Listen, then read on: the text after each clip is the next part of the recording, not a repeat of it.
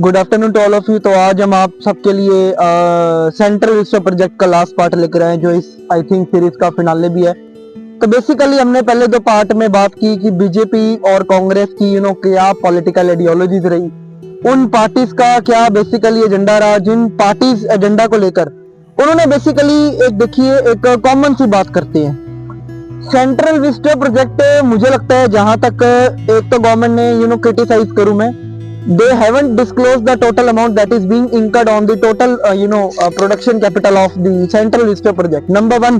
number 2, सरकार ने अभी तक उस चीज का कभी ब्यौरा भी नहीं दिया, ना ये मेरे को लगता है देंगे, क्योंकि सरकार की सबसे बड़ी नाकामी यही है कि सरकार अपने वादों से मुकरती है, सरकार अपने ड्यूटी से मुकरती है। सरकार की जो एक हम कहते हैं जिसकी एक जिम्मेवारियां वो सरकार ने अभी तक अपनी पूरी नहीं की। तो सबसे बड़ा एनडीए यानी भाजपा सरकार का जो फेलवर रहा, इसमें मैं पीएम मोदी का भी फेलवर कहूंगा बेसिकली, क्योंकि प्रधानमंत्री की ये जिम्मेदारी है कि जनता ने उनको चुने। देखिए बेसिकली अगर ये लोग जनता के लिए काम नहीं करेंगे तो हम ये सोच नहीं सकते कि जनता भी इनको वोट देगी।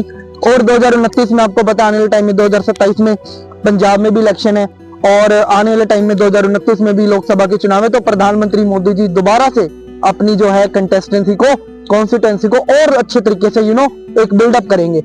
But is it the reality is the final end of the central vista project that is being built up in New Delhi? क्योंकि दिल्ली एक ऐसा एक कैपिटल टेरिटोरियल रीजन है जहां पर हम ये देखते हैं कि सबसे बड़े जो पैरामीटर्स है बेसिकली वहां पर जो बेसिकली हम देखते हैं कि वहां पर सेंट्रल विस्टा प्रोजेक्ट की सबसे बड़ी कमी है। तीन मैं बेसिकली बात करूंगा अपने फाइनल पार्ट में। नंबर 1, एक तो इन्होंने सरकार ने ब्यौरा नहीं दिया कि कितना पैसा लगा। 20,000 करोड़ रुपया सीपीडब्ल्यूडी यानी सेंट्रल पब्लिक वर्क डिपार्टमेंट कहता है कि इतना पैसा हमने, केंद्रीय लोक निर्माण विभाग ने कहा कि इतना पैसा लगा, पर इसकी भी कोई फिक्स अमाउंट अभी तक नहीं दी गई। नंबर 2, जिस कंपनी को इसका ठेका दिया गया, जिस कंपनी को कंस्ट्रक्शन बनाने के लिए काम दिया गया, वो कंपनी अपने वादों से मुकरी। इस कंपनी की जवाबदेही बनती है कि वो पैसा कहां गया।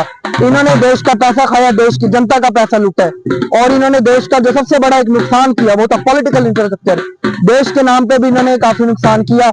नंबर 3, इन्होंने देश का जो जीएसटी का असली पैसा था वो भी रोका हुआ। पंजाब का गन्ने का पैसा इन्होंने अब तक नहीं दिया, जो 8,000 करोड़ रुपए के आसपास बनता है।